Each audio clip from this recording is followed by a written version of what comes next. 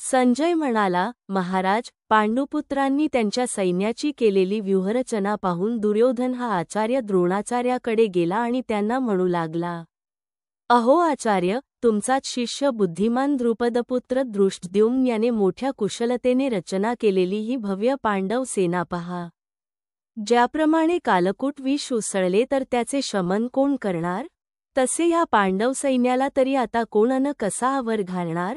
जसा वडवानल पेटून उठल्यावर समुद्राचे शोषण करून तो उंच आकाशाकडे झेपावतो, त्याप्रमाणे ह्या पांडवांचे अफाट सैन्य इथे उचंबळले आहे. त्यांच्या सैन्याने नाना प्रकारच्या व्यूहरचना केल्या असून त्याचे सकृत दर्शन महाभयानक अन बेसूर असे आहे. परंतु ज्याप्रमाणे सिंह हत्तीच्या कळपासही शूद्र मानतो, कसपटासमान लेखतो, त्याप्रमाणे दुर्योधनानेही त्या समोरच्या पांडव सैन्यास यत्किंचित मानले आहे. मग दुर्योधन हा द्रोणांच्या जवळ येऊन त्यांना म्हणाला, पांडवांचे हे प्रचंड सैन्य इथे युद्धास कसे उसळले आहे ते तुम्ही पाहिलेत ना? द्रुपदाचा पुत्र दृष्टद्युम्न याने चालाख डोंगरी किल्ल्याप्रमाणे जी सैन्याची रचना केली आहे ती पहा.